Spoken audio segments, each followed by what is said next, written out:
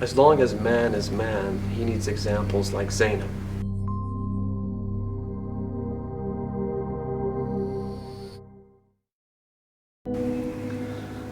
She is not just a seasonal excuse to talk about feminine Islamic characters.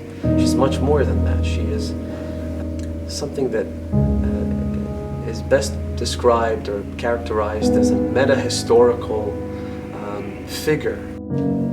Sayyidah Zainab, one of her titles, salamullahi alayha, is the hero of Karbala, the brave one of Karbala.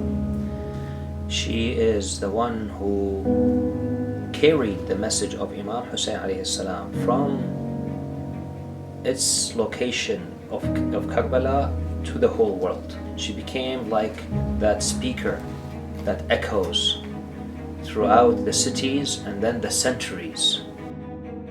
He emphasized and made sure to take her with him as well as his family, so that the message does not just die in Karbala, but rather it becomes global. Although she didn't die on the day of Ashura, she was the greatest witness to this unspeakable calamity, this unparalleled, macabre act of murder that took place on the plains of Karbala. She was the witness of all the events that took place on that day. And as I said, even though she wasn't killed, she experienced the agony of death with each and every one of the martyrs that fell on that day. If you think about it, without her, the message of Imam Hussein would have vanished in the frenzy of the calamity. The blood of the martyrs would have sunk into the sands, and no one would have remembered what actually happened and why those calamities took place on the day of Ashura.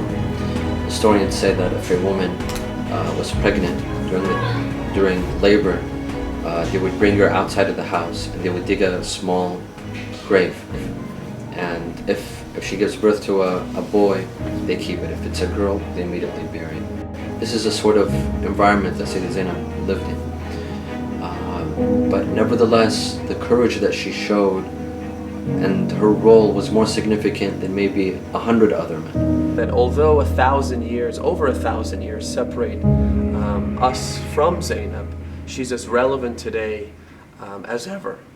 She really is the queen of Gnosis, and nothing about her seems obsolete or old-fashioned.